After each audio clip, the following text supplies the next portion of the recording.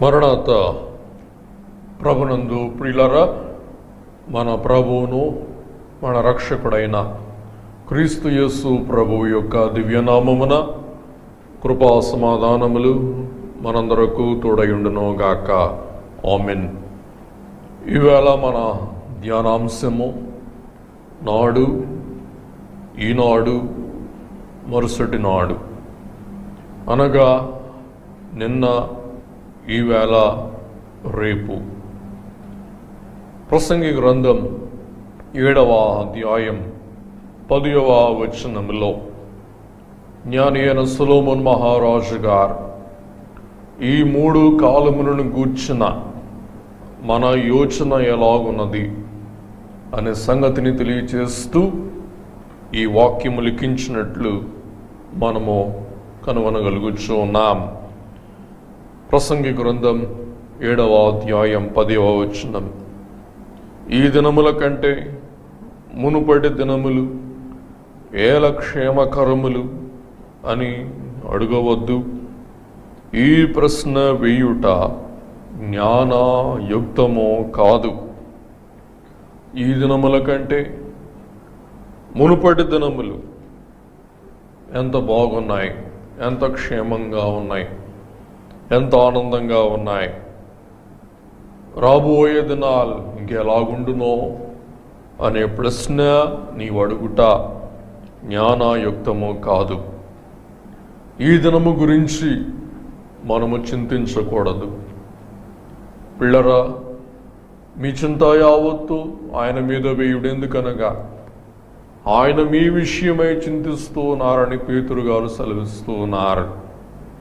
అలాగుననే ఈ రోజు కీడు ఈ రోజుకు చాలు అని కూడా ప్రభు తెలియచేస్తూ ఉన్నారు. కీర్తనల గ్రంథం 49వ అధ్యాయం 5వ వచనం, నా కొరకు పొంచువారి దోషకృత్యములు నన్ను చుట్టుకునినప్పుడు ఆపత్కాలములో నేనేలా భయపడవలను. కాబట్టి కీర్తనకారుడు అంటాడు, నా చుట్టూ శత్రువులు ఆవరించినప్పుడు ఆపత్కాలములో నేనెందుకు భయపడవలను? యెహోవా నా కేడము, నా దుర్గము, నా ఆశ్రయము, నా కోట అని విశ్వసించిన దావీదు గారు ధైర్యము కలిగి, నిబ్బరము కలిగి యుద్ధములలో తాను ప్రవేశించి యుద్ధ సన్నద్ధతతో తాను యుద్ధ యోధునిగా, యుద్ధములలో పరిపూర్ణ విజయనాథునిగా వర్ధిల్లి దేవుని మహిమపరచుట మనం చూస్తూ ఉన్నాం. అందుచేతనే సొలొమోను మహారాజు గారు సామెతలు 24:10 అంటారు, శ్రమ దినమున నీవు కృంగిన ఎడల నీవు చేతకాని వాడవగుదువు. కాబట్టి సౌఖ్యదినాలలో మనం ఉల్లసించి శ్రమ దినములో మనము కృషించు వారమైతే మనము చేతకాని వారము అవుదుము, కిన్నులమై ఉందుము. అందుకే దైవజనులు అంటూ ఉన్నారు, నీవు కిన్నుడవు కాకున్నా, నీవు నిరుత్సాహపరుడవు కాకున్నా, ఎన్ని శ్రమలైనా, అన్ని శ్రమలైనా, ఎన్ని శ్రమలైనా నీవు గెలవగలవు అని దైవజనుడు సెలవిస్తూ ఉన్నారు. అలాగుననే ఆమోసు గ్రంథం 5వ అధ్యాయం 13వ వచనం, ఇది చెడు కాలము గనుక ఈ కాలమున బుద్ధిమంతుడు ఓరకుండును. మీరు ఓరక నిలిచి ఉండి దేవుడు జరిగించే అద్భుతమును చూడండి అని మోషే గారు సెలవిచ్చుట మనము గ్రహిస్తూ ఉన్నాం. కాబట్టి ఇది దుర్దినము. కాబట్టి బుద్ధిమంతులముగా మనం ఊరక నిలిచి ఉండి దేవుడు జరిగించు అద్భుతమును మనము నిరీక్షింపవలసిన వారమై ఉంటూ ఉన్నాం. కాబట్టి ఈ దినమున మనం మాట్లాడుట వ్యర్థత, ఊరుకుండుట అది ప్రయోజనకరం అయి ఉంటూ ఉన్నది.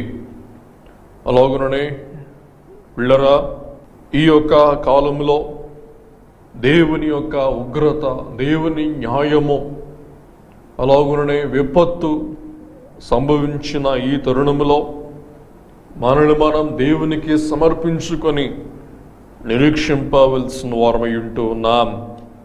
39వ కీర్తన 10వ వచనములో, నీవు పంపిన తెగులు నా మీద నుండి తొలగింపుము, నీ చేతి దెబ్బ వలన నేను క్షీణించుచు ఉన్నాను. దానిని చేసినది నీవే గనుక నోరు తెరవక నేను మౌనినైతిని.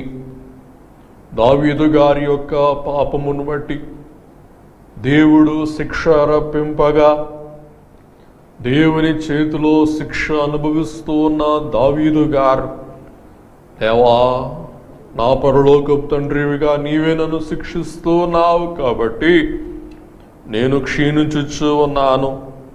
అలాగుననే నేను నోరు తెరవక నేను మౌనముగా కనిపెట్టుకొనుచు ఉన్నానని దావీదు గారు సెలవిస్తూ ఉన్నారు. కాబట్టి ఇది మౌనముగా దేవుని సన్నిధిలో మనం నిరీక్షించే సమయము ఉంటూ ఉన్నది. అలాగుననే ప్రభువు మనకు వాగ్దానము చేస్తూ అభయమిస్తూ ఉన్నారు. లూకా సువార్త 21వ అధ్యాయం 18-19 వచనాలలో, మీ తల వెంట్రుకలలో ఒక్కటైన నశింపదు, మీరు మీ ఓర్పు చేత మీ ప్రాణములను దక్కించుకొందురు. విళ్ళరా, అందుచేత మనం ఓర్పు కలిగి నిరీక్షణ కలిగి దేవుడిచ్చు రక్షణ కొరకు మనం కనిపెట్టుకోవలసిన వారమై ఉంటూ ఉన్నాము. విళ్ళరా, ఈ కాల పరిణామముల గురించి మనము చింతించుట, గతకాలం ప్రయోజనకరము అనుట, శ్రేయస్కరము కాదు అనుటకు కొన్ని ఆధారములు మనము దేవుని వాక్యముల నుండి గ్రహించి ఈ సమయమందు ధ్యానించుకుందాం. మనము గతకాలం క్షేమకాలం, ఈ కాలం దుస్థితి కాలం, ఇబ్బంది కాలం అని అనకూడదనుటకు మొదటి కారణం, మనము ఈ ఆలోచన ద్వారా గత సమస్యలను కించపరుస్తూ ఉన్నాం. అంటే గతకాల సమస్యలన్నీ నేటి ఈ సమస్య కంటే తక్కువ అని ఎంచుతూ ఉన్నాం.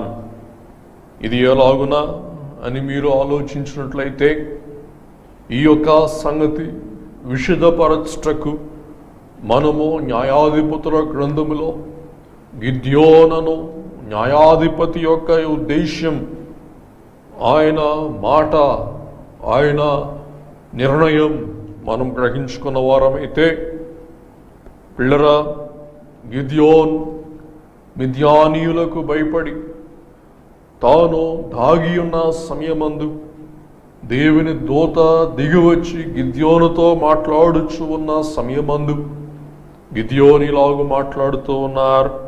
న్యాయాధిపతులు 6:12 నుండి మనం చూస్తే, యెహోవా దూత అతనికి కనబడి, పరాక్రమము గల బలాఢ్యుడా, యెహోవా నీకు తోడై ఉన్నాడని గిద్యోనుతో అనగా, గిద్యోన్ తన నిరాశలో, నిస్పృహలో ఈ కాల శ్రమలు, బాధాకరములు, గతకాల శ్రమలు మెరుగు అని రుజువు చేయుటకు ఈలాగు తాను ప్రత్యుత్తరమిస్తూ ఉన్నారు. ఏమనగా, యెహోవా మాకు తోడై ఉండిన ఎడల ఇదంతయు మాకేలా సంభవించును? యెహోవా ఐగుప్తులో నుండి మమ్ము రప్పించునని చెప్పుచు మా పితరులకు వివరించిన ఆయన అద్భుత కార్యములనియు ఏమాయను? యెహోవా మమ్మను విడిచిపెట్టి మిద్యానీయుల చేతికి మమ్ము అప్పగించునని అతనితో చెప్పాను. గిద్యోను దేవుని మీద నిందారోపణ చేస్తూ, యెహోవా మమ్ము విడిచిపెట్టి మిద్యానీయుల చేతికి మమ్ము అప్పగించునని తను వ్యాకుల పడుతూ, ఆందోళన చెందుతూ ఆ దూత యొద్ద తన ఆవేదనను వ్యక్తము చేయుట మనం గ్రహిస్తూ ఉన్నాం.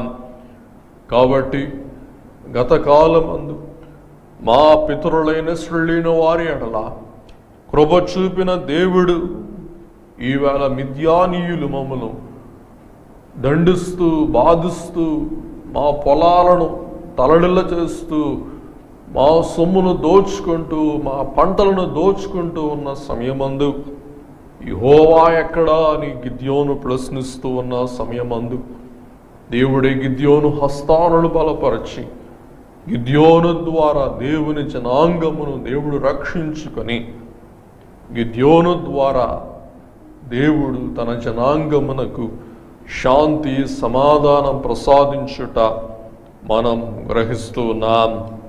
అందుకే యోబు గారు అంటారు 7వ అధ్యాయం 1వ వచనం, భూమి మీద నరుల కాలము యుద్ధ కాలము కాదా? వారి దినములు కూలి వాని దినముల వంటివి కావా? కాబట్టి ఈ లోకములో మనము జీవించే ప్రతి దినము కూడా యుద్ధ దినము. కాబట్టి ఈ కరోనా వ్యాధి ముందు మనం ఆలోచిస్తే ఎన్నో పరిణామాలు, మహాసభలు జరిగించే ఆ సమయమందు అనేక రకరకాల సవాళ్ళు ఎదుర్కొనుట మనము గ్రహింపగలుగుచూ ఉన్నాం. ఆ సవాళ్ళన్నీ అయిపోయినాయి. ఇప్పుడు క్రొత్త సవాల్ కరోనా అనే సవాల్. కాబట్టి ఈలోగున ప్రజలముగా మనం అనేక సమస్యలు, అనేక యుద్ధాలు, అనేక పరిణామాలు మనం ఎదుర్కొంటూ మన జీవన యాత్రను మనం ఈ లోకములో కొనసాగింపవలసిన వారమై ఉంటూ ఉన్నాం. అలాగుననే గత కాలం ప్రయోజనకరమైన సౌఖ్యకాలం అనుటకు మూలం లేక అనకుండుటకు మూలం దేవుడు ప్రస్తుత కాల కృపను మనము తోలనాడుట. దేవుడు అపారమైన కృప కలిగిన వారై ఉన్నారు. ఆయన కృప ఎల్లప్పుడూ మనల్ని వెంబడిస్తూ ఉన్న తరుణములో ఈ దినం ఆయన కృప మన ఎడల క్షీణించినది అని మనం ఏమాత్రము కూడా తలంచకూడదు. యోబు గారు కూడా ఇదే మాట అంటారు. యోబు గ్రంథం 29వ అధ్యాయం 2వ వచనం నుండి మనం చూస్తే, పూర్వకాలముననున్నట్టు నేను ఉన్న ఎడల ఎంతో మేలు, దేవుడు నన్ను కాపాడుచుండిన దినములలో ఉన్నట్లు నేనున్న ఎడల ఎంతో మేలు. అప్పుడు ఆయన దీపము నా తలకు పైగా ప్రకాశించెను, ఆయన తేజము వలన నేను చీకట్లో తిరుగాడుచుంటిని. నా పరిపక్వ దినములలో ఉండినట్లు నేనుండిన ఎడల ఎంతో మేలు. అప్పుడు దేవుని రహస్యము నా గుడారమునకు పైగా ఉండెను, సర్వశక్తుడు ఇంకనూ నాకు తోడై ఉండెను. నా పిల్లలు నా చుట్టూ ఉండిరి. తన సమస్తమును కోల్పోయిన యోబు గారు ఆ దినములు ఎంత బాగున్నాయి అని అంటూ ఉన్నారు. కాబట్టి దేవుడు తనను శోధిస్తూ ఉన్నారు. దేవుడు తనను పరిశీలిస్తూ ఉన్నాడు. తన నీతిని లోకమునకు కడకు సాతానుకు రుజువు చేస్తూ ఉన్నారు అన్న సంగతి పాపము యోబుకు అర్థము కాక ప్రస్తుత కాల దినములు వ్యర్థములని తాను అనుకొని తాను బాధపడుట మనం గ్రహిస్తూ ఉన్నాం. కానీ శ్రమ తీరిన తరువాత రెండంతల ఆశీర్వాదం యోబు కొరకు దేవుడు సిద్ధపరచి ఉన్నారన్న సంగతి పాపం యోబు గ్రహింపలేకున్నట్లు మనము యోబు గారి యొక్క జీవితము ద్వారా గ్రహింపగలుగుచు ఉన్నాం. కాబట్టి యోబు గారి యొక్క జీవితంలో భయమును తొలగించి వేయుటకు, అభయమును, ధైర్యమును, విశ్వాసమును దేవుడు కలుగ చేయుటకు, ఇట్టి సకల విధములై ఉన్న శ్రమలకు దేవుడు సెలవిచ్చి ఆ శ్రమ అను కొలిమిలో దేవుడు యోబును పొటము వేసి కడకు కాంతితో మెడిసే గొప్ప మేలిమి బంగారముగా దేవుడు యోబు గారిని రూపుదిద్దినట్లు మనం గ్రహిస్తూ ఉన్నాం. అలాగుననే ఈ కాలంలో ఈ శ్రమను కొలిమిలో పుటం వేయబడుచు ఉన్న మనము కూడా రేపటి దినం విశ్వాసములో, ఆత్మీయతలో, భక్తిలో, అలాగుననే దేవుని యొక్క ప్రేమలో మనం మెరుస్తూ కలతో ఈ శ్రమ నుండి మనం గట్టెక్కగలం అనే విశ్వాసం మనమును కలిగి ఉండవలసిన వారమై ఉంటూ ఉన్నాం. కాబట్టి దేవుని యొక్క కృప, దేవుని యొక్క కావలి, దేవుని యొక్క ఘాటు యోబుకు లేకపోయినట్లయితే సాతానుడు యోబును ఎప్పుడో సంహరించి ఉండేవాడు. కాబట్టి దేవుడే యోబును శోధించుటకు సాతానుకు సెలవిచ్చారని వాక్యము ద్వారా గ్రహిస్తూ ఉన్నాం. యోబు గ్రంథం 2వ అధ్యాయం 5వ వచనం నుండి ఇలాగూ రాయబడి ఉన్నది. ఇంకోసారి, సతానా నీవు చెయ్యి చాపి అతని ఎముకను అతని దేహమును మొత్తిని ఎడల అతడు నీ ముఖం ఎదుటనే దూషించి నిన్ను విడిచి పోవును అనెను.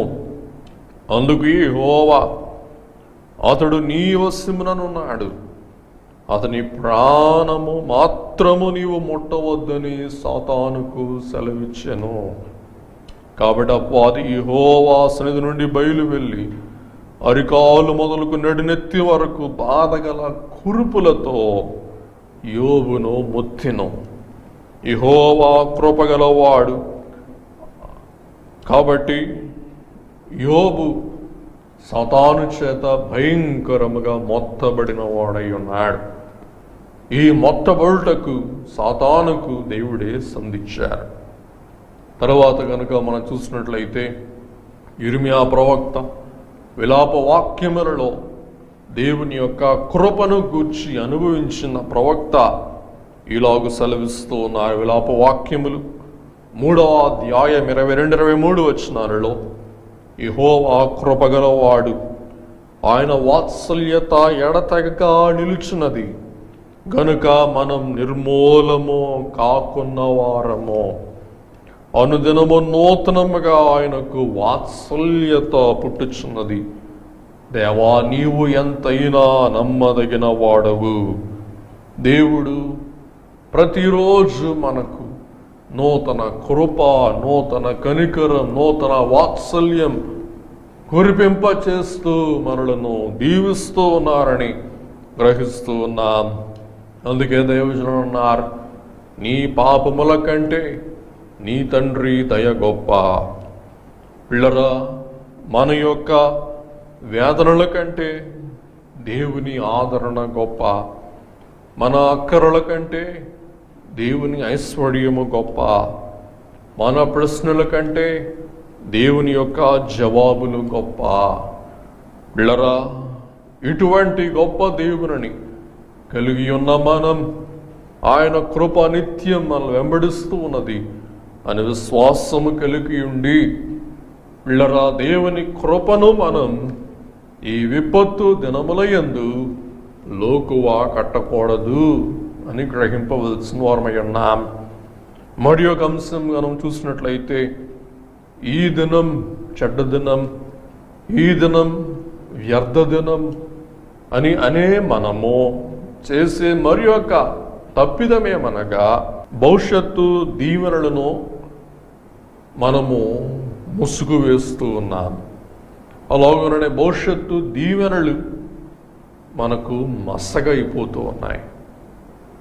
పిల్లరా, ఈ యొక్క సంగతి ఏలియా గారి జీవితము ద్వారా మనం గ్రహించినట్లయితే, ఏలియా గారు యెజెబెలు యొక్క వార్నింగ్, హెచ్చరిక అందుకున్నప్పుడు ఆవేదనతో నిండిన ఏలియా గారు, ఆందోళనతో నిండిన ఏలియా గారు మొదటి రాజుల గ్రంథం 19వ అధ్యాయం 4వ వచనం ప్రకారం తాను ఒక దిన ప్రయాణము అరణ్యములోనికి పోయి ఒక బదరీ వృక్షము క్రింద కూర్చుండి మరణాపేక్ష గలవాడై, యెహోవా, నా పితరుల కంటే నేను ఎక్కువ వాడను కాను, ఇంత మట్టుకు చాలును, నా ప్రాణము తీసుకొనుము అని ప్రార్థన చేశాను. నిరుత్సాహమును ఊబిలో గొప్ప రోషము గల మహోన్నత ప్రవక్త కూరుకుపోయినట్లు మనం చూస్తూ ఉన్నాం. కానీ అటుపిమ్మట దేవుడు ఏలియా గారి కొరకు గొప్ప ఆరోహణమును సిద్ధపరచి ఉండగా ఆ ఆరోహణమునకు పాపం ఏలియా గారు తన నిరుత్సాహం బట్టి ముసుగు వేసుకుంటూ ఉన్నారు. ఆ గొప్ప ఆరోహణమును చూడలేక తన కనులను తాను మసగ చేసుకుంటూ ఉన్నారు. కాబట్టి రాబో భవిష్యత్తు మనం మసగగా ఉండకుండా చేసుకోవాలంటే రాబో దినములలో దేవుడు గొప్ప దినములు మన ముందు ఉంచుతారన్న నిరీక్షణ విశ్వాసము గల వారమై ఉండి మనం పౌలు గారికి వలె ముందుకు కొనసాగవలసిన వారమై ఉన్నాం. అందుకే పౌలు గారు అంటారు, 2వ కొరింథీ పత్రిక 4వ అధ్యాయం 8 నుండి మనం చదువుకున్న వారమైతే తన శ్రమలను గూర్చి తాను తెలియచేస్తూ కడకు ఒక మాట అంటారు. 10వ వచనములు, యేసు యొక్క జీవం మా శరీరమందు ప్రత్యక్షపరచబడుటకై యేసు యొక్క మరణానుభవమును మా శరీరమందు ఎల్లప్పుడూ వహించుకొని మేము పోవచ్చు ఉన్నాం. 11వ వచనం, ఏలయనగా యేసు యొక్క జీవము కూడా మా మర్త్య శరీరమునందు ప్రత్యక్షపరచబడినట్లు సజీవులమైన మేము ఎల్లప్పుడూ యేసు నిమిత్తం మరణమునకు అప్పగింపబడుచు ఉన్నాం. అలాగుననే 2వ కొరింథీ 4:16-17 కావున మేము అధైర్యపడము, మా బాహ్య పురుషుడు క్రూశించుచున్నను, మా ఆంతర్య పురుషుడు దినదినం నూతనపరచబడుచున్నాడు. 17వ వచనం, మేము దృశ్యమైన వాటిని చూడక అదృశ్యమైన వాటిని నిదానించి చూచుచున్నాము కనుక క్షణమాత్రముండు ఈ చులకని శ్రమ మాకంతకంతకు ఎక్కువగా నిత్యమైన మహిమ భారమును కలుగు చేస్తూ ఉన్నది. కాబట్టి దేవుడు ఈ శ్రమతో పాటు ఆయన మహిమను కూడా మనకు అనుగ్రహించు వారై ఉన్నారు. మహిమ భారమును దేవుడు మనకు అనుగ్రహించు వారై ఉంటూ ఉన్నారు. కాబట్టి మనం ఆ మహిమ భారము కొరకు నిరీక్షింపవలసిన వారమై ఉన్నాం. ఎలాగనగా ఉదాహరణకి బస్సులో ప్రయాణం చేస్తూ ఉన్నప్పుడు, బస్సులో సీట్ లేనప్పుడు మనం ఎలాగున ఎవరైనా లేస్తారేమో, చక్కగా మనం కుదురుగా కూర్చోవచ్చేమో అని నిరీక్షణతో ఎదురు ఎలాగూ చూస్తూ ఉంటామో, అలాగున ఈ శ్రమ తీరిపోవులాగున దేవుడు తన మహిమ భారమును మన మీద కప్పులాగున దేవుని యొక్క సన్నిధిలో మనం నిరీక్షింపవలసిన వారమై ఉన్నాం, ఓపికతో కనిపెట్టవలసిన వారమై ఉన్నాం అని పౌలు గారి అనుభవం బట్టి మనం గ్రహిస్తూ పౌలు గారు రోమపత్రిక 8:35 నుండి ఇలాగున తెలియచేస్తూ ఉన్నారు. క్రీస్తు ప్రేమ నుండి మనలను ఎడబాపు వాడెవడు, శ్రమ అయినను, బాధ అయినను, హింస అయినను, కరువైనను, వస్త్రహీనతైనను, ఉపద్రవమైనను, ఖడ్గమైనను మనను ఎడబాపునా. ఇందును గూర్చి వ్రాయబడినదేమనగా, నిన్ను బట్టి దినమెల్లా మేము వధింపబడిన వారము, వధకు సిద్ధమైన గొర్రెలమని మేము ఎంచబడిన వారము. 37వ వచనం, అయినను మనలను ప్రేమించిన ప్రభువును బట్టి మనం వీటన్నిటిలో అత్యధిక విజయం పొందుచున్నాం. గొప్ప విజయం, అత్యధికమైన విజయం ప్రభు తోడు బట్టి, ప్రభు నీడ బట్టి, ప్రభు అండను బట్టి, ప్రభు దండను బట్టి మనం వీటిని గెలుస్తాం, అత్యధిక జయం పొందుతాం, ప్రభు ఇచ్చు జయ కిరీటం మనం ధరించుకుంటాం అన్న ఉద్దేశముతో భవిష్యత్ దేవుని మహిమ కొరకు మనం కనిపెట్టవలసిన వారమై ఉంటూ ఉన్నాం. అలాగుననే మనం ఈ దినం ఆదరణ పొందుటకు మరి ఒక అంశం ఆలోచిస్తే, ఈ ప్రస్తుత పరిస్థితి దేవుని యొక్క నిర్దేశములో ఉన్నది, దేవుని హస్తములో ఉన్నది, దేవుని కంట్రోల్లో ఉన్నది అని మనం గుర్తింపవలసిన వారమై ఉన్నాం. ఎందుకనగా ప్రభుత్వములు, అధికారములు, అధిపతులు అందరూ దేవుని వశంలో ఉన్నారని వాక్యం మనకు స్పష్టంగా సెలవిస్తూ ఉన్నది. ప్రసంగి గ్రంథం 8వ అధ్యాయం 6వ వచనం, ప్రతి సంగతిని విమర్శించు సమయము ఏర్పడి ఉన్నది, లేని ఎడల మనుషులు చేయు కీడు బహుభారమగును. పిల్లరా, ప్రతి మానవుని దుష్కార్యమునకు దేవుడు ఒక విమర్శన దినమును ఏర్పాటు చేయవారై ఉన్నారు. ఆ విమర్శన దినము గనుక దేవుడు ఏర్పరచకపోతే మనుషులు చేయు కీడు ఇంకా భారమగును. బహుశా ఇది విమర్శ దినమేమో మనకు తెలియదు. పిల్లరా, ఎన్నో రకరకములైన పరిణామములు గతములో మనం చూశాం. ఆ పరిణామములు దేవుడు తూకములో వేసి తూస్తూ తగిన నిర్దేశం, తగిన తీర్పు తీరుస్తున్నారేమో మనకు తెలియదు. కాబట్టి దానియేలు మహాప్రవక్త సెలవిస్తూ ఉన్నారు. దానియేలు గ్రంథం 2:20-21లో, ఎట్లనగా దేవుడు జ్ఞాన బలములు గలవాడు, యుగములన్నిటినో దేవుని నామం స్తుతినందునుగాక. 21వ వచనం, ఆయన కాలములను సమయములను మార్చువాడై ఉండి రాజులను త్రోసివేయచ్చు, నియమించుచు ఉన్నవాడును, వివేకులకు వివేకమును, జ్ఞానులకు జ్ఞానము అనుగ్రహించువాడునై ఉన్నాడు. కాబట్టి ఈ పరిణామం మరుసటి అధ్యాయము కాక తదుపరి అధ్యాయం 4వ అధ్యాయంలోని మనం చూస్తూ ఉన్నాం. అహంకారుడు అయ్యున్న నెబుకద్నెజర్ అహంకారముతో విర్రవీగుచూ ఉన్న సమయమందు దేవుడికే నెబుకద్నెజరుకు తీర్పు తీర్చుట. నెబుకద్నెజర్ కళ్ళలో ఉన్న అహంకారం విడిపోయి తన పొగరుతో తన కళ్ళు బైరులు గమ్మినప్పుడు దేవుడు ఆ బైరులను తీసివేసి స్పష్టముగా తన చిత్తమును, తన ఉద్దేశమును నెబుకద్నెజర్ రాజుకు తెలియచేయుట.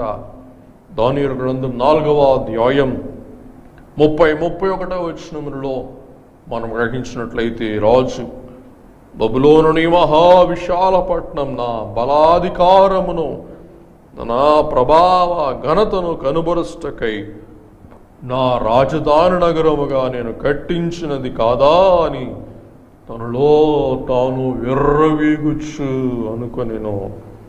31వ వచనం, రాజు నోట ఈ మాట ఉండగానే ఆకాశం నుండి ఒక శబ్దం వచ్చెను. ఏదనగా, రాజుకు నెబుకద్నెజరు, ఇదే నీకు ప్రకటన, నీ రాజ్యము నీ యొద్ద నుండి తొలగిపోయెను. తర్వాత నెబుకద్నెజరు అరణ్యంలోనికి వెళ్ళిపోవుట, దేవుని మహిమను తాను కనుగొనుట, మారు మనస్సు పొందుట, దేవుని తట్టు మరలా రాజు మల్లుట. దేవుడు నెబుకద్నెజరును కరుణించి మరలా రాజు నెబుకద్నెజరుకు తాను పశ్చాత్తాప్తుడైన తరువాత అప్పగించుట మనం గ్రహిస్తూ ఉన్నాం. అందుకే సామెతలు 3:34లో మనం చూస్తాం, అపహాసకులను ఆయన అపహసించుచు దీనుల ఎడల ఆయన దయచూపును. గర్వాంతులను, అపహాసకులను దేవుడు అపహసించువారై ఉన్నారు. అలాగుననే దీనుల ఎడల ఆయన అపారమైన కృప చూపించువారై ఉన్నారు. అలాగుననే 21వ అధ్యాయం సామెతల గ్రంథం 1వ వచనం, యెహోవా చేతిలో రాజు హృదయం నీటి కాలువల వలె ఉన్నది, ఆయన తన చిత్త వృత్తి చొప్పున దానిని త్రిప్పును. రాజులు, ప్రభుత్వములు దేవుని చిత్తములో ఉన్నవని వాక్యం సెలవిస్తూ ఉన్నది. కాబట్టి కీర్తనకారులు అంటారు, నరుల ఆగ్రహములు 2. మొదటి ఆగ్రహం అంతర్గత ఆగ్రహం. రెండవ ఆగ్రహం బహిర్గత ఆగ్రహం. పిల్లరా, ఈవేళ నరులైన వారిలో ఆగ్రహం ఆవరించి ఉన్నది. అలాగుననే పెద్దలలో ఆగ్రహం ఆవరించి ఉన్నది. ఈ ఆగ్రహములు రెండు రకాలని వాక్యము సెలవిస్తున్నది. గ్రహించుకుందాం. కీర్తనలు 76:10. నరుల ఆగ్రహం నిన్ను స్తుతించును, ఆగ్రహ శేషమును నీవు ధరించుకుందు. ఎంత వింతైన మాట. నరుల ఆగ్రహం నిన్ను స్తుతించును. ఈ సంగతిని తేటపరచుటకు మనం ఒకసారి ఫరోను ఉదాహరణగా తీసుకుంటే, ఫరో యొక్క కోపం దేవునికి మహిమ కలిగించింది. అలాగుననే నరుల ఆగ్రహం నిన్ను స్తుతించును. తరువాత మనం చూసినట్లయితే పిల్లరా, ఆగ్రహ శేషమును నీవు ధరించుకుందు. ఆగ్రహ శేషం అనగా మిగిలి ఉన్న ఆగ్రహాన్ని, కనుబరచని ఆగ్రహాన్ని, బహిర్గతము కాకుండా అంతర్గతములో ఉన్న ఆగ్రహాన్ని దేవా నీవు ఆభరణముగా ధరించుకుంటావు. ఇంగ్లీష్ భాషలో మనం చక్కని ట్రాన్స్లేషన్ ISV బైబిల్ నుండి మనం చూస్తే, even human anger praises you. You will wear the survivors of your wrath as an ornament. ఆగ్రహ శేషమును నీవు ఆభరణం వలె ధరించుకుంటావు. కాబట్టి బహిర్గతమైన ఆగ్రహం దేవునికి మహిమకరం. అంతర్గతమైన ఆగ్రహం అది కూడా దేవునికి ఆభరణం. పిల్లరా, దేవుడు ఏ ఆగ్రహం బహిర్గతము చేయాలి, బహిర్గతం చేస్తారు. ఏ ఆగ్రహం అంతర్గతములో ఉండాలో, ఆపు చేయాలో ఆయన ఆపు చేసి ఆయనే మహిమ పొందుతాడు. బహుశా దేవుడు తన ఆగ్రహాన్ని బహిర్గతము చేసి ఆయన స్తుతింపడుచున్నారేమో మనకు తెలియదు. దేవా, నీ ఆగ్రహాన్ని బహిర్గతము చేయక, నీ ఆగ్రహాన్ని దిగమింగుకొని, దేవా ఆగ్రహ అంతర్గతమును బట్టి, మృంగివేయుటను బట్టి నీవు మహిమ పొందు, మాకు నీ కృపను దయచేయమని మనం ప్రార్థింపవలసిన వారమై ఉన్నాం. కాబట్టి దేవుడు తన చిత్తములో నెబుకద్నెజరును, కోరేషును వాడుకొని వారి ఆగ్రహమును దిగమింగి వేసి దేవుడు మహిమ పొందినట్లు మనం గ్రహింపగలుగుచు ఉన్నాం. కాబట్టి బిళ్ళరా, ప్రభుత్వములు, మనుషులందరూ దేవుని వశములో ఉన్నారని, అలాగుననే కీడు కూడా, ఈ లోకములో ఉన్న అవినీతి కూడా దేవుని మహిమకే ఆధారమై ఉన్నదని, అలాగుననే కడకు పరలోకమే పాలించును అని దానియేలు గ్రంథము యొక్క మూల పాఠం, మూల అంశం అయి ఉంటూ ఉన్నది. అందుకే దానియేలు యొక్క థీమ్ హెవెన్స్ డూ రూల్, పరలోకమే పరిపాలించును. అందుచేత పిల్లరా, ఈ కడవరి కాలములో, ఈ ఉగ్రత కాలములో, ఈ నరుల ఆగ్రహ కాలములో ఎన్నెన్నో పరిణామములు, ఎన్నెన్నో మాటలు, ఎన్నెన్నో వార్తలు మనం వింటూ ఉన్నాం. ఈ వ్యాధికి, ఈ భయంకరమైన మహమ్మారి రోగమునకు మూలమేంటో నరుడెవడు గ్రహింపలేని వారై ఉన్నారు. మూలమేమైనా కావచ్చు, కానీ పిల్లరా, మనం గ్రహించవలసినది దేవుడు ఆధిపత్యం వహిస్తూ ఉన్నాడు. ఈ దినములు కూడా దేవుడు నిర్ణయించిన దినాలే. గత దినాలు ప్రయోజనకరములు, ఈ దినములు నిష్ప్రయోజనకరములు. రాబో దినాలు ఇక అసలు నిష్ప్రయోజనము అని ఏమాత్రము కూడా మనం మనస్సులో ఎంచుకొనక, పిల్లరా, ఏ రోజు కీడు ఆ రోజుకి చాలు. ఒక డాక్టర్, ఒక వైద్యుడు పేషెంట్ యొద్దకు వచ్చి, అయ్యా నేను ఇప్పుడు బాగుపడతాను, ఇంటికి వెళ్తానన్నప్పుడు ఆ డాక్టర్ చెప్పిన మాట, అమ్మా తెల్లవారినప్పుడు ఆ రోగి తెల్లవారే వరకు చూస్తూ ఉన్నాడు. తెల్లవారిన తర్వాత ఇంకా ఎప్పుడు అన్నప్పుడు, అమ్మా తెల్లవారిన తర్వాత. అనగా రోగి తెల్లవారులే చూసుకుంటూ ఉన్నాడు, కానీ రోజులు లెక్కించుకున్నట లేదు. అలాగన పిల్లరా, ఈ కాలంలో మనం ఇంకా ఎంత కాలము అని అనక, దేవుడు ఈ కాలంలో మనల్ని ఇలాగున కాపాడుచు సంరక్షిస్తూ కాయుచూ ఉన్నారు. ఈ రోగ మహామహులైన వారి దరికి దాపునకు చేరిన సామాన్యులమైన మన దాపుకు చేరక దేవుడు భద్రపరచి ఉన్నారు, ఘాటు కంచె వేసి కాపాడి ఉన్నారని మనం విశ్వసించి దేవుని స్తుతింపవలసిన వారమై ఉన్నాం. ఈ సమయం ముందు మన బాధ్యత దేవుని వాక్యములో నుండి మనం గ్రహించుకొని మనం ముగించుకుందాం. ఆ వాక్యం ఏమనగా తీతుకు పత్రిక 2వ అధ్యాయం 12, 13, 14 వచనాలు. మన భక్తిహీనతను, ఇహలోక సంబంధమైన దురాశను విసర్జించి శుభప్రదమైన నిరీక్షణ నిమిత్తమును, అనగా మహాదేవుడును మన రక్షకుడును అయిన యేసుక్రీస్తు మహిమ యొక్క ప్రత్యక్షత కొరకు ఎదురు చూచుచు ఈ లోకములో మనం స్వస్థ బుద్ధితో, మంచి బుద్ధితో, శుద్ధి గల బుద్ధితో, పవిత్ర గల బుద్ధితో, మంచి బుద్ధితో, అలాగుననే నీతితో, దేవుని యొక్క వాక్య ఆజ్ఞల అనుసారముగా నీతితో, అలాగుననే భక్తితో బ్రతుకుచుండవలనని మనకు బోధించుచు ఉన్నది. 14వ వచనం, ఆయన సమస్తమైన దుర్నీతి నుండి మనలను విడిపించి విమోచించి సత్క్రియలయందు ఆసక్తి గల ప్రజలను తన కోసరం పవిత్రపరచుకొని తన సొత్తుగా చేసుకొనుటకు తన్ను తానే మన కొరకు అర్పించుకొనెను.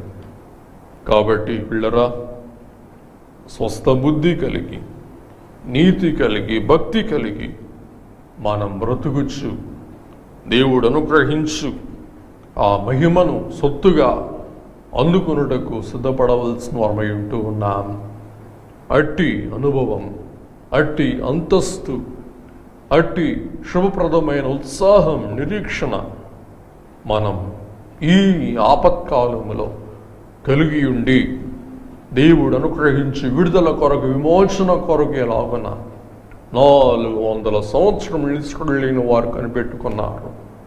మనం కేవలం 40 దినాల కొరకే కనిపెట్టుకుని వచ్చినాం. కాబట్టి మనమును కనిపెట్టుకొని ఆ గొప్ప వెలుగు, మహిమ, ఆనందం, ఆశీర్వాదం అందుకొనగల ధన్యత ప్రభు మనకు అనుగ్రహించును గాక. మన నిరీక్షణ, మన విశ్వాసం మరణాత అనగా ప్రభు వస్తూ ఉన్నారు, ప్రభు వచ్చి మనతో ఉన్నారు, ప్రభు త్వరగా రానయుండి మనల్ని విమోచించు వారై ఉన్నారు. ఈ యొక్క విశ్వాసం, ఈ నిరీక్షణ ఏదో సలాముతో మనం పెదవులతో చెప్పువారమై ఉండక, ఆ విశ్వాసం, ఆ నిరీక్షణ హృదయముతో నమ్మి మనం ప్రభు రాకొర కనిపెట్టుకొని గత దినాలు ప్రయోజనకరమైన దినాలు, ఈ దినం వ్యర్థ దినం, రాబో దినం ఏ దినమో అని మనం ఎక్కువగా ఆలోచించి మన మనస్సులను తలడల్లో చేసుకొనక నిబ్బర బుద్ధి కలిగి మనం ముందుకు సాగి వెళ్ళగల ధన్యత, దీవెన, ఆశీర్వాదం, భాగ్యం, ఆత్మ సహాయం, నడిపింపు ఇప్పుడు మనందరికి అనుగ్రహించును గాక. ఆమేన్. ప్రార్థించుకుందాం. దయగల ప్రభువా, ఏ బుద్ధి కలిగి ఉండవలసిన ఉన్నాం, ఏ ఆలోచన కలిగి ఉండవలసిన ఉన్నాం, ఏ నిరీక్షణ మేము సంపాదింపుకొనవలసిన ఉంటూ నామనున్నది ఈ వాక్యము ద్వారా మాకు సెలవిచ్చిన మహోన్నతుడా మీకు స్తోత్రం. కాబట్టి తండ్రి, మా దినమును లెక్కించుట మాకు నేర్పించుమో అని మోషే గారు 90వ కీర్తనలు అంటూ ఉన్నారు. కాబట్టి స్వామి, ఈ లెక్క వేయుటలో ఎలాగ లెక్క వేయాలో మాకు తెలియదయ్యా.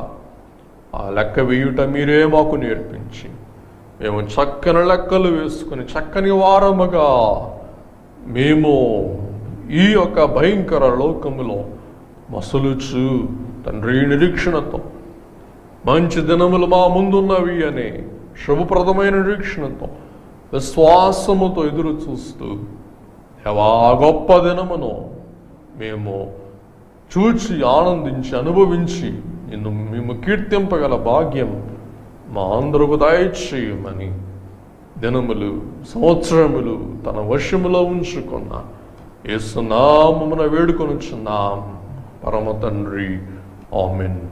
మన తండ్రి అయిన దేవుని ప్రేమయు కుమారుడైన యేసుక్రీస్తు ప్రభు యొక్క కృపయు పరిశుద్ధాత్మ తండ్రి అయిన దేవుని యొక్క నడిపింపు, సహాయము, సహవాసము, ఆదరణ, తోడ్పాటు మనకును, మన కుటుంబీకులకును, మన దినములకును, మన కాలమానం అంతటకును సదా తోడయుండును గాక.